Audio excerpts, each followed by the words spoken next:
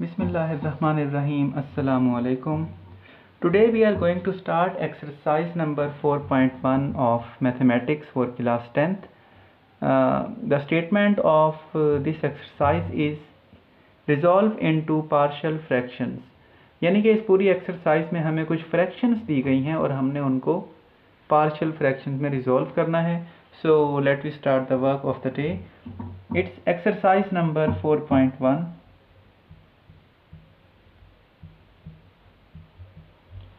The fraction which is given in question number 1 is 7x minus 9 over x plus 1 into x minus 3. Okay जी, ये जो value हमें दी गई है ये एक फ्रैक्शन है और हमने इसको रिजॉल्व करना है इसकी पार्शियल फ्रैक्शंस में.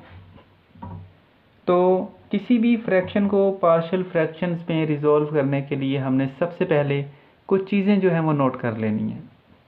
नंबर 1, ये देखना है कि जो रकम हमें दी गई है वो फ्रैक्शन है या नहीं है, यानी उसमें कोई बटा है या नहीं. उसके बाद जो दूसरी चीज़ हमने चेक करनी है वो ये है कि जो फ्रैक्शन हमें दी गई है वो प्रॉपर है या नहीं है. अब यहाँ पर क्वेश्चन ये है कि हमें कैसे पता चलेगा कि फ्रैक्शन प्रॉपर है या नहीं.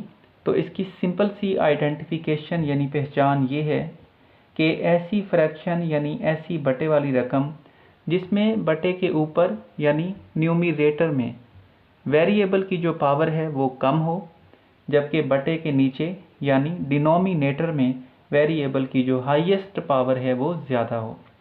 अब अगर हम इस फ्रैक्शन को देखें तो यहाँ डिनोमिनेटर में x की पावर जब हम इसको सिंप्लीफाई करेंगे तो ये x स्क्वायर यानी x की पावर 2 हो जाएगी, जबकि न्यूमरेटर में x की पावर 1 है. ठीक है, तो लिहाजा ये फ्रैक्शन हमारी प्रॉपर भी हो गई. अब हमने जो तीसरी चीज़ चेक करनी है वो ये है कि क्या हमारे पास डिनोमिनेटर में फैक्टर्स मौजूद हैं, यानी कि जो वैल्यूज़ हैं वो ब्रैकेट्स में मौजूद हैं. तो जी हाँ, यहाँ पर हम देख सकते हैं कि x प्लस 1 और x माइनस 3 दो ब्रैकेट्स में अलग अलग मौजूद हैं, आपस में मल्टीप्लाई हो रहे हैं, यानी कि ये दो फैक्टर्स हैं. ये हो गई 3 बातें. अब चौथी बात ये है कि हमने ये चेक करना है कि जो फैक्टर्स हैं वो किस टाइप के हैं. तो फैक्टर्स हमारे पास पार्शियल फ्रैक्शंस के केसेस में 4 तरह के होंगे. पहला होगा लीनियर सिंगल, दूसरा होगा लीनियर रिपीटेड, तीसरी टाइप बनेगी क्वाड्रेटिक सिंगल और चौथी टाइप बनेगी क्वाड्रेटिक रिपीटेड. तो ये टोटल 4 तरह के फैक्टर्स हम अपने इस चैप्टर में देखेंगे. अब ज़रा इनकी पहचान की तरफ चलते हैं कि लीनियर सिंगल क्या है, लीनियर रिपीटेड क्या है, वगैरह वगैरह. ओके जी, अगर आप इस फैक्टर को देखें तो यहाँ पर x की या वेरिएबल की पावर 1 है. तो ऐसा फैक्टर जिसमें वेरिएबल की पावर जस्ट 1 हो उसे कहा जाता है लीनियर. और अगर यहाँ पर वेरिएबल की पावर 2 आ जाए तो वो फैक्टर फिर क्वाड्रेटिक बनने का चांस हो सकता है. उसके बाद अगर हम होल की पावर को देखें तो अगर होल की पावर 1 हो तो ऐसे फैक्टर को सिंगल फैक्टर कहा जाता है. और अगर होल की पावर 1 से ज़्यादा हो, जैसे कि 2 हो सकती है, 3 हो सकती है, 4 हो सकती है, तो वो हमारा बनेगा रिपीटेड फैक्टर. तो अगर हम इन दोनों फैक्टर्स को देखें तो यहाँ पर x की पावर 1 है, सो ये लीनियर फैक्टर है, और यहाँ होल की पावर भी 1 है, इसलिए ये सिंगल फैक्टर है. तो x प्लस 1 हमारा बन गया लीनियर सिंगल फैक्टर. इसी तरह अगर दूसरे फैक्टर को देखा जाए तो यहाँ पर x की पावर 1 है, तो ये लीनियर फैक्टर है, और अगर इसकी होल पावर देखें तो वो भी 1 है, लिहाजा ये सिंगल फैक्टर है. तो इस तरह हमारे पास डिनोमिनेटर में टोटल 2 फैक्टर्स हैं और वो दोनों लीनियर और सिंगल फैक्टर्स हैं. उम्मीद है कि हमें यहाँ तक बात समझ आ गई होगी कि जब हमने किसी भी फ्रैक्शन को रिजॉल्व करना होगा उसकी पार्शियल फ्रैक्शन में तो हमने कुल 4 चीज़ें चेक कर लेनी हैं. ओके जी, अब हम इसको बाकायदा शुरू करते हैं. यहाँ पर हम सबसे पहले लिखेंगे इसका सॉल्यूशन, और चारों चीज़ें कंप्लीट करने के बाद, चारों चीज़ें चेक करने के बाद अब हम इसको सपोज करेंगे. तो सपोज हमने इसको कुछ इस तरह से करना है. पहले इस वैल्यू को एज इट इज़ लिखा जाएगा X plus 1 into x minus 3 is equal to, अब ये जो पहला लीनियर सिंगल फैक्टर है इसको हम एक कांस्टेंट a के नीचे लिख देंगे, उसके बाद एक प्लस साइन लगाएंगे हमेशा, और दूसरे लीनियर सिंगल फैक्टर को हम एक और कांस्टेंट यानी b के नीचे लिख देंगे, और ये बन जाएगी हमारी इक्वेशन नंबर 1। अब इक्वेशन नंबर 1 हमारी कंप्लीट हो गई है। अब हमने इस डिनोमिनेटर को इक्वेशन नंबर 1 की इस साइड पर मल्टीप्लाई कर देना है। यहाँ पर ये डिवाइड में है, उस तरफ जाकर ये मल्टीप्लाई हो जाएगी। तो क्योंकि ये हमारा फर्स्ट क्वेश्चन है, बल्कि वेरी फर्स्ट क्वेश्चन है, तो मैं एक एक स्टेप जो है वो आपको डिटेल में करके समझाने की कोशिश करूँगा। ये हमने x प्लस 1 को और x माइनस 3 को मल्टीप्लाई किया a के साथ। x प्लस 1 को ब्रैकेट में लिखते हैं, वैसे लिखते हैं, इससे कोई फर्क नहीं पड़ता। प्लस अब इसी डिनोमिनेटर को हमने b के साथ भी मल्टीप्लाई करना होगा।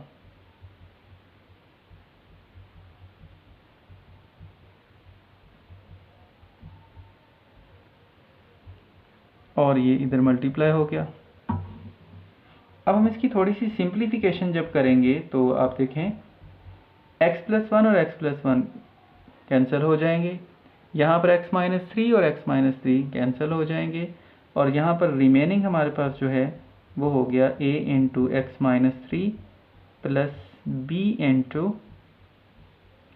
एक्स प्लस 1, और ये हमारी बन गई इक्वेशन नंबर 2।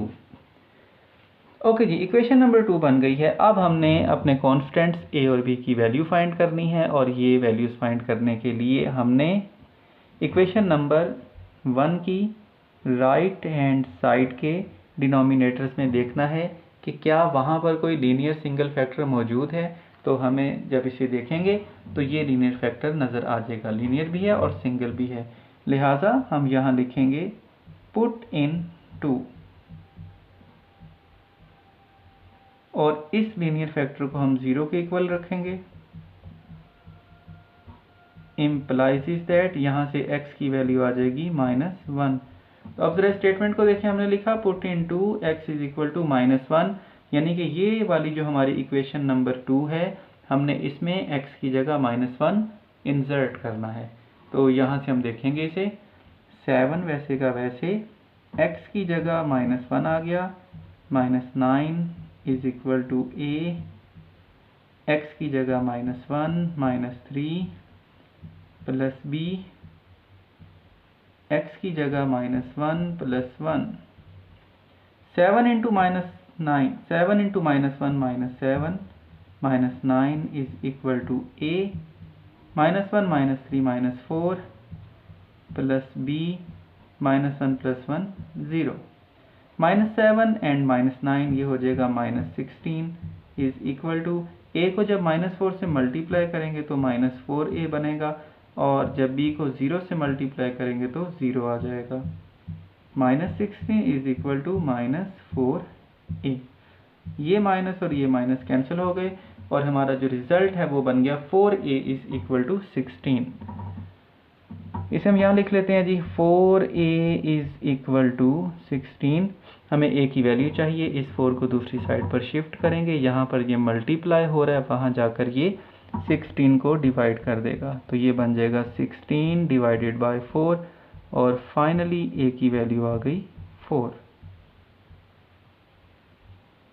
ओके, a की वैल्यू आ गई। अब रह गई b की वैल्यू।